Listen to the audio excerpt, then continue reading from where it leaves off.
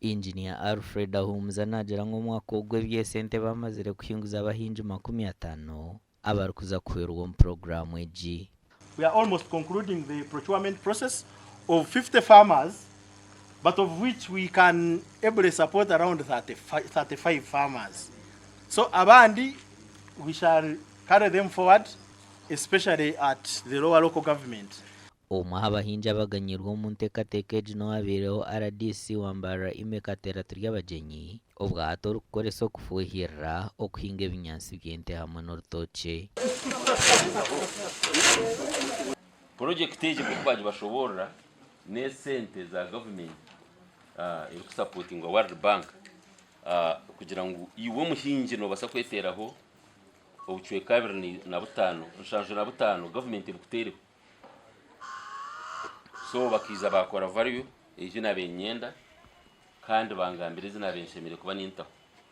Hatu nkomuntu yakikaha kareba ebiryo wa mwami RDC katera takwetagana kuza kuronda engineer ngo amushobora ebintu byona nibyegambira kuri uruguru wareba y'umusuru gwenyanya atogo umusuru gwenyanya kagubyaraho baheza kugitekaho umukashana so twakoresa irrigation age yanyamba munonga naba moto tutungire chance yo kukopa habikorwa na kari mukagamba ninja ikintu champion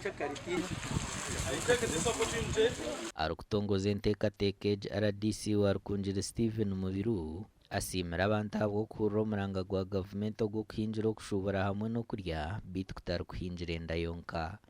I remember one time I was in Kicherera where I went and cut grass, tied it on a bicycle and took it to a demonstration farm where we were demonstrating. At that time I was using bottles for irrigation. Some people were criticizing it. Said, now look at the president. How can he just bring these bottles and so? When I was in movement, that's why I saw these bottles first, before actually even the president picked them. There was a farmer who was using these bottles for drip irrigation. And when the president visited the movement, there was another DC. I took the president there. When he asked this man what he wanted, the man said, what I want is now a pickup, so that I can transport my tomatoes where? To Kampala.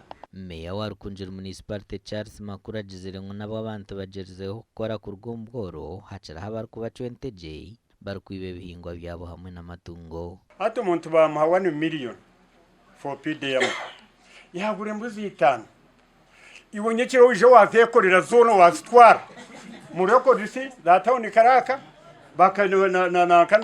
na principal commercial officer bahina rokodong bakakwimi miliyoni wagura embuzi bakatwara kare kandi tizo revolving fund hati tumeni turakora ito nito turakunoza mu magezi gito.